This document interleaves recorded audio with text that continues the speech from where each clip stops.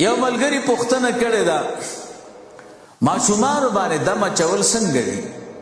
یو ماشوم مریض شي څوک ورباندې دم واچوي نو دا صحیح ده که نه؟ محترمو دم اچول په ماشومانو دا سنت طریقه ده. دې کې د رسول الله مبارک صلی الله علیه وسلم قول او فعل دواړه دی.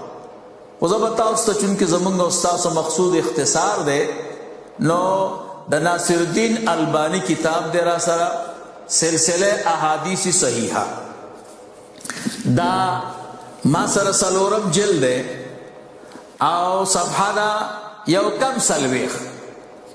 دې کې د رسول الله مبارک صلی الله علیه وسلم حدیث ذکر کوي.